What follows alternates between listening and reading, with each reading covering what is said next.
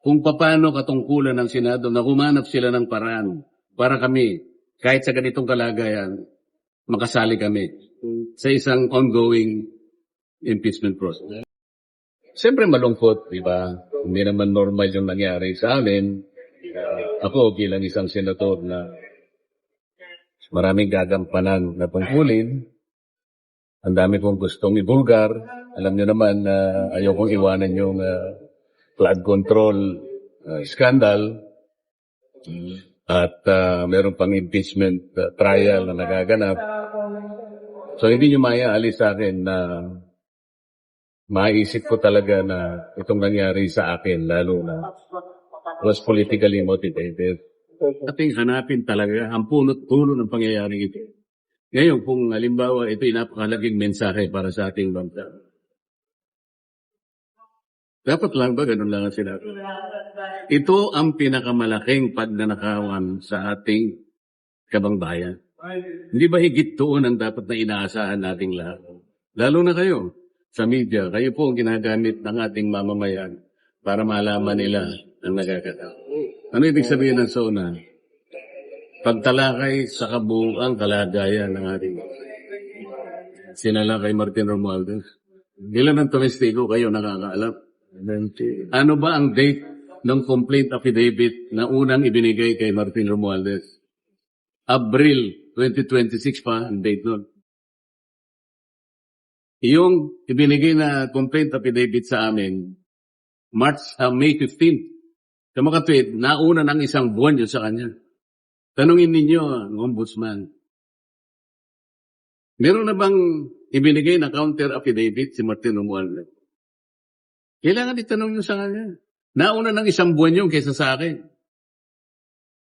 Bakit ngayon sasabihin ng presidente na sasampahan na siya? Hindi man nyo itatanong kung siya ay nagsubmit na ng counter affidavit.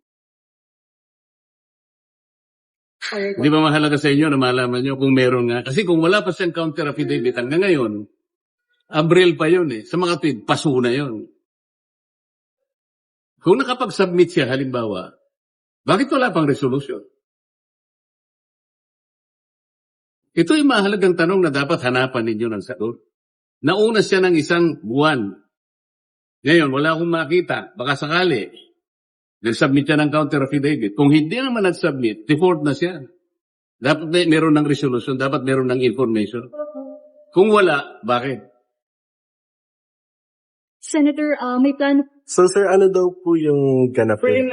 Preliminary conference for what case po yan? Remarking lang yan. Remarking po. No, parte ng processes ng court yan. Para sa ganun, makatipid sa oras. Para alam na natin, ano ba yung mga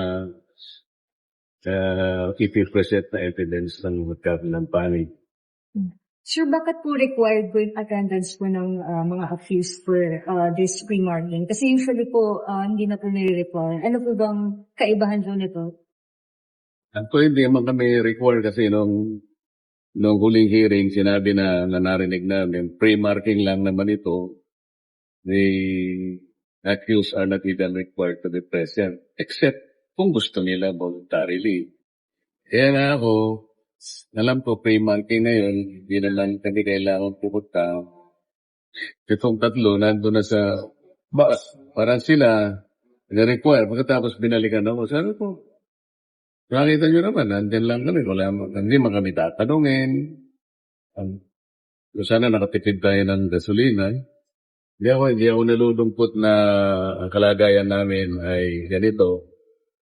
Kung makikita nyo yung suit namin, nakalagay PDL, alam na ninyo ibig sabihin nun. People deprived of liberty. Persons deprived of Persons are deprived of liberty. Siyempre malungkot, di ba? Hindi naman normal yung nangyari sa amin.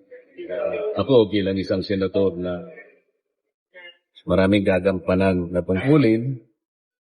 Ang dami kong gustong ibulgar. Alam niyo naman na ayokong iwanan yung flood control scandal. At meron pang impeachment trial na nagaganap. So hindi nyo maaalis sa akin na maisip ko talaga na itong nangyari sa akin, lalo na was politically motivated.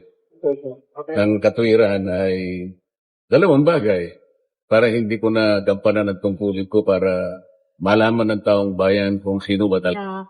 Mag-file ng motion para maka-attend po sa ng impeachment proceedings. Meron akong final na manifestation sa Senado. Doon ay inilahat ko ang katwiran na likalin kung bakit kailangan humanap ang Senado ng kaukulang pamamaraan para si Senator Jinggoy at ako ay makapag-participate na nagaganap na impeachment trial. Senator, how Ang confident aking pagkakakulong dito ay hindi nangangahulugan na hindi na ako senador.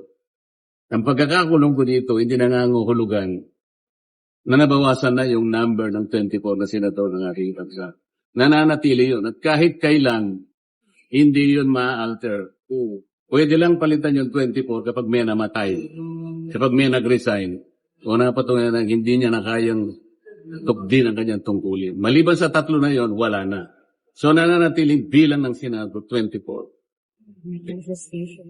Wala pang akong na-receive na sinususpindi ako eh. Mangyayari itong kautusan na to sa Senado, hindi sa Korte. Kasi senador ako eh.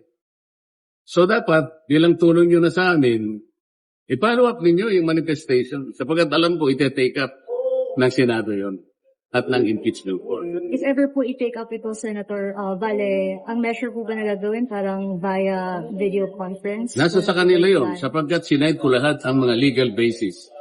Kung paano katungkulan ng Senado na humanap sila ng paraan para kami, kahit sa ganitong kalagayan, makasali kami sa isang ongoing impeachment process.